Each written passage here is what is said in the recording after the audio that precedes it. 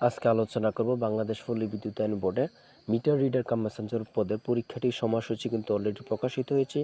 2টি ধাপে পরীক্ষাটি অনুষ্ঠিত হবে, কত তারিখ অনুষ্ঠিত হবে এবং পরীক্ষাটি অবশ্যই এমসিকিউ পদ্ধতিতে হবে 80 মার্কে। কতজন লোক আবেদন করেছে, কী বারে পরীক্ষা অনুষ্ঠিত হবে সকল কিছু জানিয়ে দিব।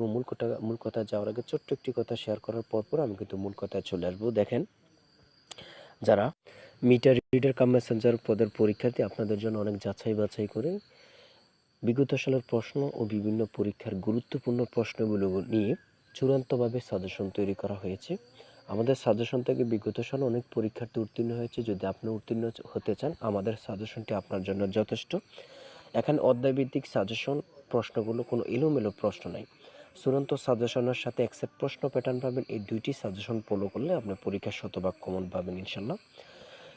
চূড়ান্ত সাজেশনটি নিতে স্ক্রিনে দেয়া যে নাম্বারটা রয়েছে, এখানে হোয়াটসঅ্যাপ, ইমো দুইটার যে কোনো একটাতে আপনি মেসেজ করে বলুন যে ভাই, মিটার রিডার কাম মেসেঞ্জার পদের পরীক্ষার্থী আমি, আপনার এই চূড়ান্ত সাজেশনটি প্রয়োজন। সাথে সাথে সাজেশন পেয়ে যাবেন। সাজেশনের মূল্য 50 টাকা।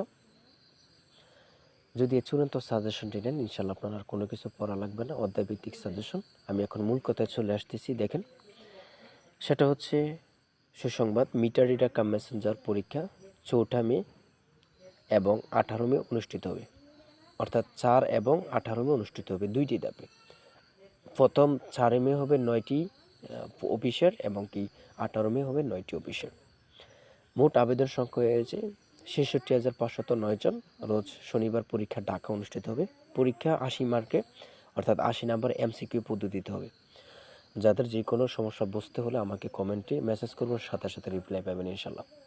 দেখেন, আপনাদের পরীক্ষাটি কিন্তু অতি শীঘ্রই, আগে থেকে প্রিপারেশন নেন। অনেকে দেখা যাচ্ছে যে পরীক্ষার সময়সূচি প্রকাশ হয়েছে, পরীক্ষা কাছাকাছি সময় আসুক তারপর প্রিপারেশন নেব, না। পরীক্ষার্থী অনেক, আপনি যদি চাকরিটা পেতে হয়, আপনার যদি চাকরিটা আপনার প্রয়োজন, তাহলে আমি মনে করি এখন থেকে পড়ালেখা স্টার্ট করি।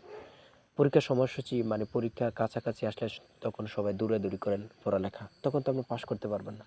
তাই আমি বলবো আগে থেকে প্রিপারেশন মজবুত করুন। প্রিপারেশন মজবুত করার জন্য, পরীক্ষা টিকার জন্য আমার এই চূড়ান্ত সাজেশনটি আপনার যথেষ্ট।